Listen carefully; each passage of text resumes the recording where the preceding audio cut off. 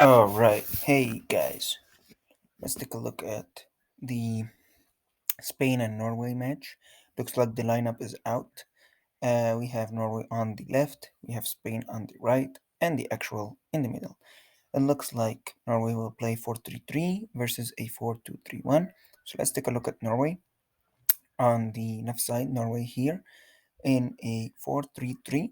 We have the goalkeeper. He will be Neyland. As I mentioned earlier, I think either Neyland would have played or Kallström. The only reason why I picked Kallström was because of how he played more matches and his stats were better. But Neyland was the preferred goalkeeper in a lot of their matches. So maybe they picked him out of experience. We see Mealing playing, and we see um, Ostigard. As I mentioned, either Ostigard or Grinson would have played. We also see someone here, what's his name? Stanberg. He's playing instead of Archie Olsen. And I see Pedersen is on the right back, which I mentioned either Ryson or Pedersen, depending on who he will pick. In the midfield, um, we will have Anonis, Burge, and Odegaard. Burge, Odegaard.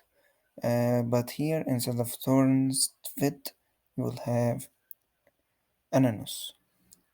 In the attacking, we will have on the left side Elyonisi, and in the middle, we will have uh, Sorloth, and we will have right next to him, instead of Larson, we would have Asberge. I think again I mentioned Larson probably deserves to be there, but maybe we will see him in the second half. No problem. So this will be the Norway formation and player lineup. Looks like this guy will not be making a scene. This guy will not be making a scene. This guy will not be making an appearance, and this guy will not be starting. Four players out of the 12 players will not be starting. Uh, Looking at the current startup here. Let's take a look at Spain. Spain, we said 4-2-3-1, and they are in the indeed 4-2-3-1. Here, instead of the goalkeeper Raya, he obviously picked Kepa, and I mentioned why he might pick Kepa and for what reasons, even though I think Raya had a better season. Um, on the left side, he actually has David Carvajal, and right next to Carvajal, he has Nacho. So Martinez and Garcia will not start this match. It will be Carvajal, Nacho, Laporte, and I told you my reasons why he might pick Laporte also, so you don't have to go through that. And he will have Blady, which I like that he included this young guy. In the midfield, we will have Rodri and Marinho. Here we have Pedri. Sorry, here we have Gavi, but Gavi is actually going to play as a right winger. Yeah, right winger. And on the other side of him, you will have Olmo. So Ceballos will not be making a start in this match, nor will Pino, nor will Oyarzabal. But center forward will be Morata for sure. And right behind the attack, right behind Morata, we'll have Aspas. So, one, two, three, four, five players here will not be making an appearance. So, five out of the 12 will not be starting the match. He will be starting with five different players than what we picked here. So, I hope you enjoyed this one. And let's take a look at the Croatia and Wales match. So Croatia and Wales again, Wales on the left side, Croatia on the right side, and the actual in the middle. We have here for the actual we'll have Wales playing a 4-4-2 against a 4-3-3. As I mentioned, probably they will still use 4-3-3 because of their previous matches and how they played with it. Um, Wales, on the other hand, surprised me a little bit by playing a 4-4-2, which is, I want to say, somewhat similar to what I have here, 4-4-1-1.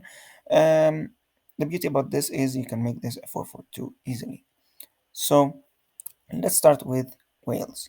On Wales side, we have obviously Ward, no doubts about that, right? And in the center defense, the left back is gonna be Nico Williams. Right next to Nico Williams will be Rodden. Like I mentioned, he'll probably pick either Locker or Rodden because they're both great.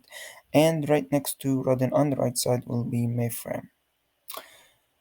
On the right back position, we will have C. Roberts. So the only thing is we'll put Nick Williams from here to here and Roberts from here to here.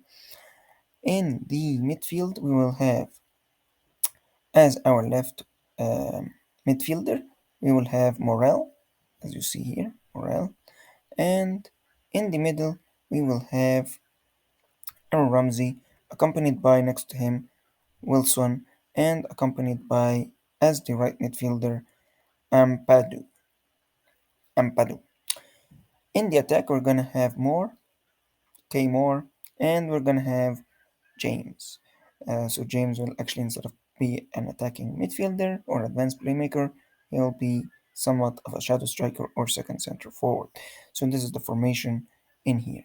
It looks like for this formation, looks like Johnson will not be starting up. Unfortunately, the young fellow, I would have liked to see him start. He's really good. I watched him play in Forest, and he's really good.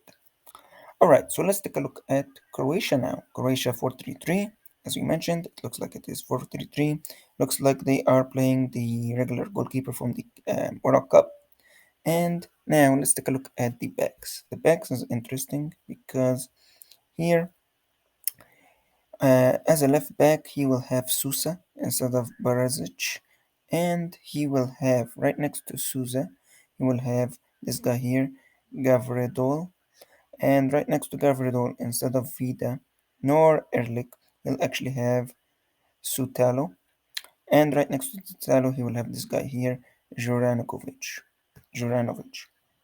So only one player here will be, or two players in the defense that will not be starting up, Razgovic, Vida, nor Erlich.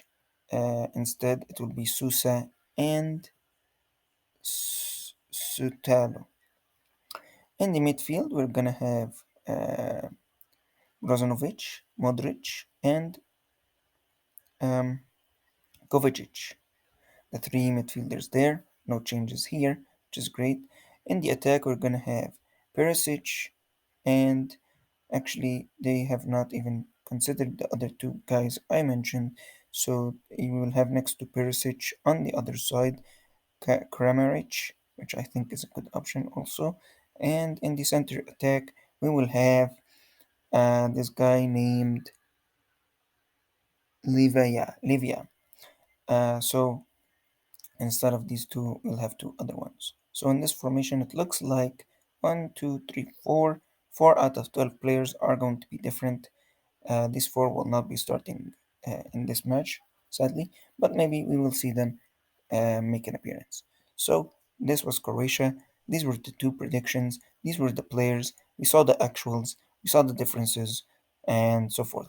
And I also gave some of my comments on to why he played this guy and that guy in a previous video, right? In the main video. Again, I went based on statistics. I went based on minutes played, goals conceded for goalkeepers, minutes played for defenders, for right backs, minutes played plus maybe goals and assists. In the midfield, I went with minutes, goals, assists, and in the attack, I went with minutes, goals, and assists. All these statistics. So that's how I based my particular predictions. Obviously, when you're picking players in real life, it's a little bit different than looking at just statistics. Maybe having these players that they were picked give more influence to the team. We will see what happens. Now, let's take a look one more time at Norway versus Spain. I think Spain, with their formation, they might. Uh, uh, Obviously, Spain should win against Norway. Compared to Norway, Spain is tougher. So I'm thinking they might win, but at the same time, I think maybe Norway will give us a surprise. unfortunately, they don't have Holland, so I'm not 100% sure they could give us a surprise. But we'll have to wait and see. I would say if for Norway to win, we have to play a little bit of the Scandinavian ice shield game and then do a counter, long ball, and hopefully one of these two, one of these two here might get the ball and score. And I think if they will win, they will probably win 1-0 at most. For Spain, I think Spain needs to play their normal game, the fast pace, the tiki taka.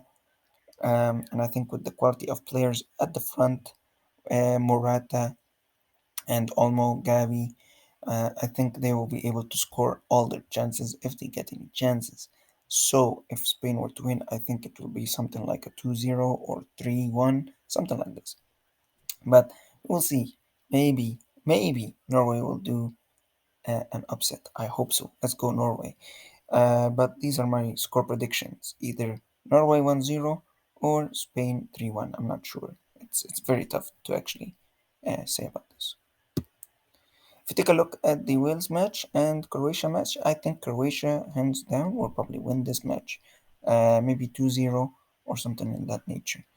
Wales only has, I think Wales might have some opportunities. Maybe they can score a goal and sleep on that. But I think with the quality on the Croatian team, they have the upper hand. But let's see. Let's take a look.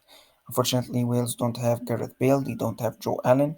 These two, in my opinion, were the ones that moved the team. They do have Aaron Ramsey, so they still have their one of their key players. But um, we will see. I think Croatia will win this one. So that's my thoughts. That's my predictions. And as always, thank you for watching, subscribing, and see you next time. Cheers.